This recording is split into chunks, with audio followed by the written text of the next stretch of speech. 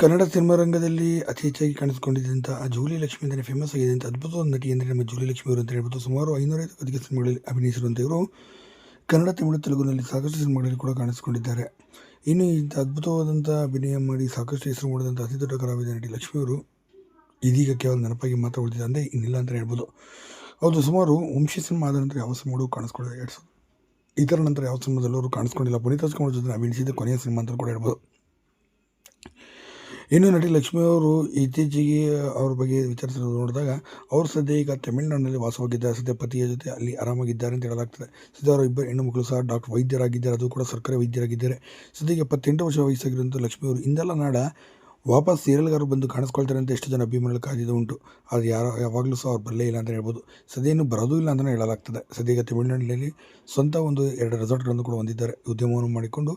ಹಾಗೆ ಸಾಕಷ್ಟು ಜನ ಉದ್ಯೋಗಿಗಳ ಕೆಲಸವನ್ನು ಕೂಡ ಕೊಟ್ಟಿದ್ದಾರೆ. ಇನ್ನು ಅವರಿಬ್ಬರು ಹೆಣ್ಣು ಮಕ್ಕಳು ಸರ್ಕಾರಿ ವೈದ್ಯರಾಗಿ ಕೂಡ ಸೇವೆ ಸಲ್ಲಿಸುತ್ತಿದ್ದಾರೆ. ಹೀಗಾಗಿ ಚಿತ್ರರಂಗದಲ್ಲಿ